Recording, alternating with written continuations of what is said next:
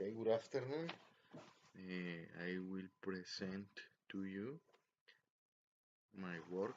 It's about of language and society. Language, language is the human ability to exchange ideas and feelings through language and using speech.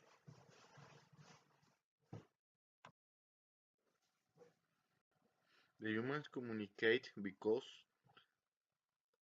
it's an innate need to socialize and because they have the capacity to formulate thoughts.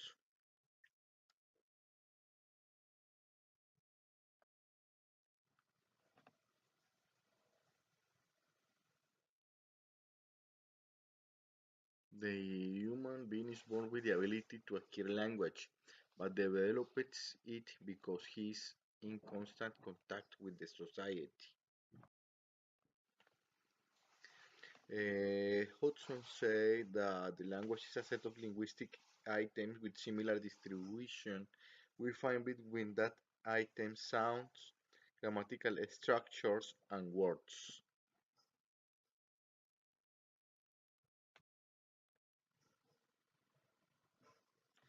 The sociologists deal to understand the society structure and how the human being does to live in society. They use terms as a class, power, solidarity, identity, class, status, gender, etc.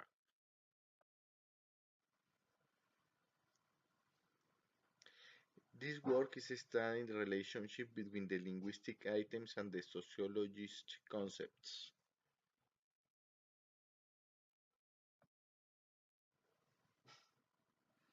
The relationship between language and society. The social structure could determine or influence linguistic structure or behavior. The linguistic structure of behavior could determine or influence social structure is when young children speak different to adults. The way to speak could be determined for the region, ranger, age, ethnic origin.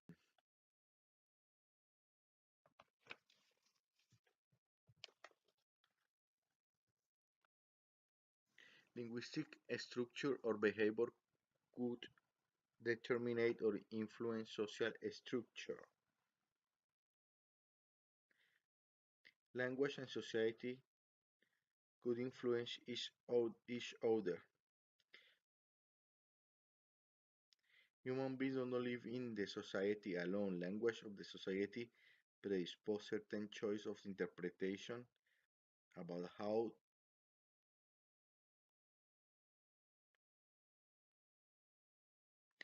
we view the world. Language and society could influence each other. There is not all relationship between linguistic structure and social structure. Uh, Speech behavior and social behavior are in constant interaction. For Chomsky, they are absolutely independent.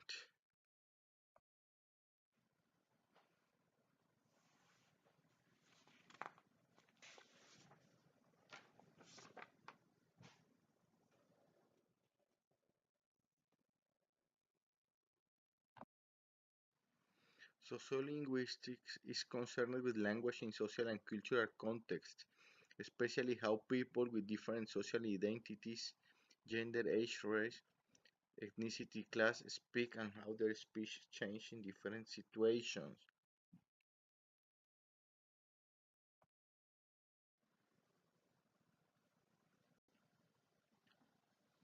The main objective of the sociology of language is determine how social structure could be understood properly through the study of the language.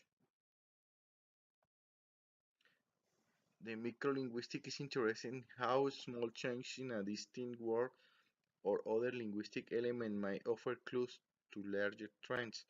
The macrolinguistic, on the other hand, studies major change in language from outside forces.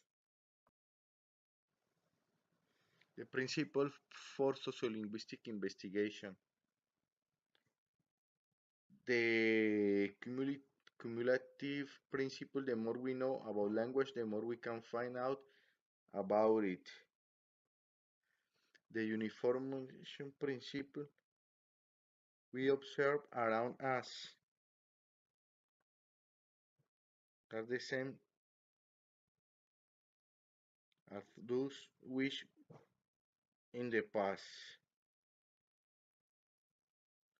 The principle of convergence, value of new data for confirming or interpreting.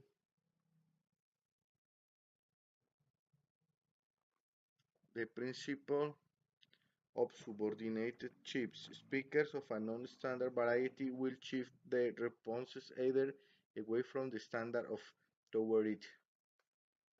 The principle of style shifting. No one speaks in exactly the same way in all circumstances.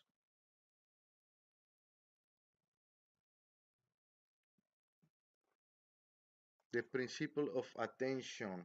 The more aware one is of what one is saying, the more formal the style will be. The after is vernacular principle, style more regular in its structure is the vernacular, in which minimal attention is paid to speech. Is the more regular and in its relation to the history of the language. And the principle of formality, any systematic observation defines a formal context in which more than minimal attention is paid to speech.